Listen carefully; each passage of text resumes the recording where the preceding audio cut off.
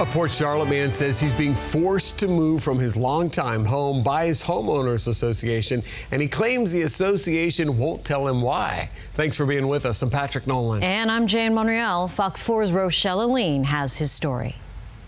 During a time of national crisis and all of the neighborhood children trapped at home with little to no relief, this association has elected to fine its residents $25 per day for having small inflatable pools while all of the community amenities are closed. Michael Butcherich claims these 100 words posted 9 months ago on Google. I would think that this association would have some empathy and as opposed to trying to further defeat American families who are trying to cope with the new way of living caused by a pandemic. Shame on you all. Have left him in a pinch. As a result, now I find myself 10 days from being a homeless single father. Butcherich says this all started last summer when the Oak Hollow property owners closed the community pool because of the pandemic. I went and got a very small above ground pool and put it behind my house. But shortly after putting up his pool, Butcherich says the homeowners group threatened to fine him $25 a day until he took it down. So he took to Google and posted a review. Now fast forward to a few weeks ago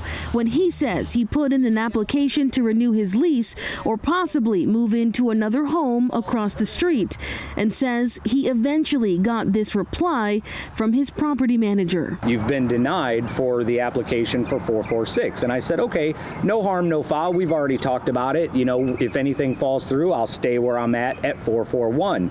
And he said, no, buddy, that's what you don't understand. They've also denied your renewal. Butcherich says he then called the homeowners group for answers. And so I called the lady on the phone, and almost instantly, you know, she just starts barking at me, telling me how she doesn't owe me an explanation. She doesn't owe me a reason. And we called too. The homeowners group confirmed that his application was denied by the rental review committee. However, they wouldn't confirm why it was denied, but said their decision was final. Butcherich says he now has until the end of his lease, February 28th, to find somewhere else to live. I don't know how you would expect logically or realistically for that to actually happen. The single dad says he's in the process of finding a new place and says while he'll miss his neighbors, the community itself, the people that live here are great. He won't fight to stay where he's not wanted. And he says he hopes people take this message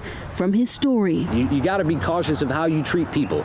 Be compassionate, be caring. I also asked the homeowners group if they would sit down with me and go on camera to share more of their side of things.